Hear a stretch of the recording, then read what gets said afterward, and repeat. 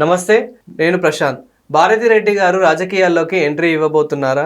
జగన్మోహన్ రెడ్డి గారు అరెస్ట్ అవ్వబోతున్నారా? అసలు ఏం జరుగుతుంది అనే విషయాలు అయితే తెలుసుకుందాం. దీని గురించి అయితే మాట్లాడేందుకు ప్రస్తుతం మనతో పాటు సీనియర్ జర్నలిస్ట్ దుర్గా వడ్లమణి గారు ఉన్నారు. నమస్తే అండి. నమస్తే మేడం, భారతిరెడ్డి గారు రాజకీయాల్లోకి ఎంట్రీ ఇవ్వబోతున్నారు అని చెప్పేసి వింటూ ఉన్నాము. నిజంగానే ఎంట్రీ ఇవ్వబోతున్నారా? అదేవిధంగా జగన్మోహన్ రెడ్డి గారి అరెస్ట్ కన్ఫర్మ్ అయిపోయినట్లే అనుకోవచ్చా? అది ఎలాగా జరుగుతుంది, ఎందుకంటే లిక్కర్ స్కామ్ అనేది ఏమంటారు ఫైనల్కి వచ్చేసింది. అంతిమ దోపిడీదారుడు ఎవరైతే ఉన్నారో ఆయన దాకా వెళ్తోంది. ఇది అంతిమ లబ్ధిదారుడు కాదు, అంతిమ దోపిడీదారుడు జగన్ అక్కడ వరకు వస్తుందన్నమాట. ఈలోగా ఆవిడ ఇవాళ నిన్న కాదు, కొంచెం రోజులుగా ఆవిడ ఈ పని మీద ఉన్నారని తెలుస్తోంది. ఆవిడ ఏంటంటే నేతల్ని 3 రకాలుగా కేటగరైజ్ చేశారు ఆవిడ. అంటే బాగా సీనియర్స్, బడా నేతలు, మధ్యస్థం, కింది స్థాయి. ఈ బడా నేతలు ఎవరైతే ఉంటారో, అంటే చాలా సీనియర్స్ ఎవరైతే ఉంటారో వాళ్ళతో ఆవిడ ఒక రిటైర్డ్ ఐఏఎస్ ఎవరో మరి లిక్కర్ స్కామ్లో కూడా అరెస్ట్ అయ్యి బయటకు వచ్చిన వ్యక్తి ద్వారా, అంటే అతని ఫోన్ నుంచి మాట్లాడుతున్నారు. అంటే ఈవిడ నేరుగా వాళ్ళతో సంప్రదిస్తున్నారు. వాట్ ఈజ్ హ్యాపెనింగ్, అసలు ఏం జరుగుతోంది, పార్టీ ఏ స్థితిలో ఉంది, మీరేం చేస్తున్నారు అనే ఆరాలు తీస్తున్నారు. ఈ మధ్యస్థాయి వాళ్ళతోటి ఆవిడ డైరెక్ట్ మాట్లాడదు, ఈయన చేత ఫోన్ చేయించి అవసరమైతే ఆవిడ లాస్ట్లో ఒక ముక్క చెప్తున్నారు. ఇగో మేడం ఈ రకంగా చెప్పమన్నారని చెప్పాక, ఇంకా 3వ రకం వాళ్ళకి ఆ జిల్లా నాయకుడు ఎవరినో ఒకరిని పట్టుకుని అతనికి చెప్తారు. అతను వెళ్ళి ఇగో ఇలా చెప్పమన్నారు మేడం అని అతని ద్వారా చెప్పిస్తున్నట్టు. అంటే ఇప్పుడు ఈవిడ ఏ రకమైన రాజకీయాలు ప్లే చేయబోతున్నారు, అసలు భారతిరెడ్డి ఆంతర్యం ఏమై ఉండొచ్చు, ఆవిడ నెక్స్ట్ అంటే ప్రత్యక్ష రాజకీయాల్లోకి వస్తారా?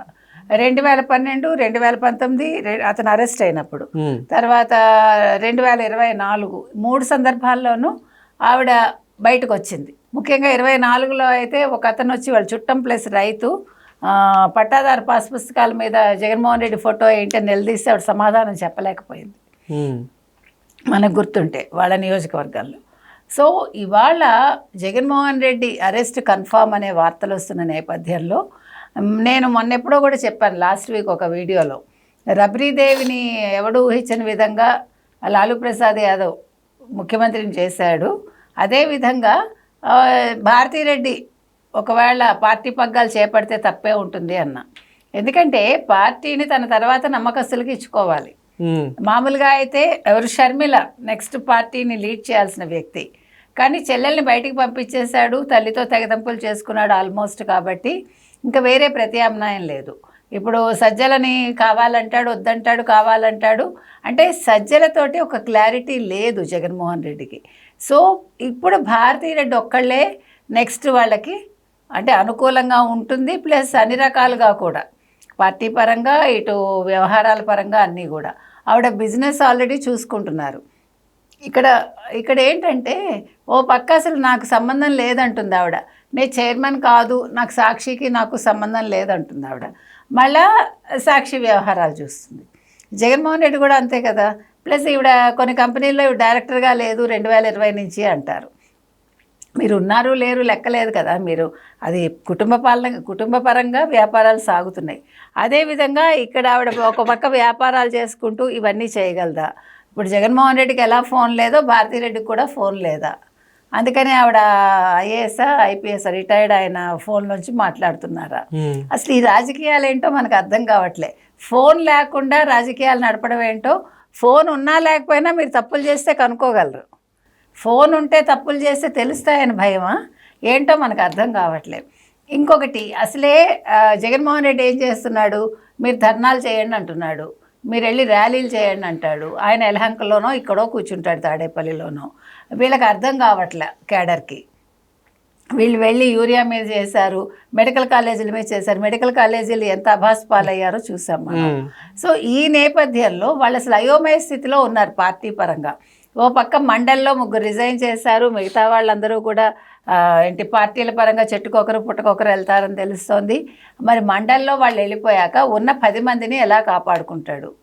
ఈ 6 కొత్త వాళ్ళు, 4 పాత వాళ్ళు. ఈ 4 కూడా జైలుకి వెళ్తే ఈ 6 అసలు ఏమవుతారు? వాళ్ళు భారతిరెడ్డి మాట వింటారా? ఇంకా పార్టీలో ఎవరున్నారు?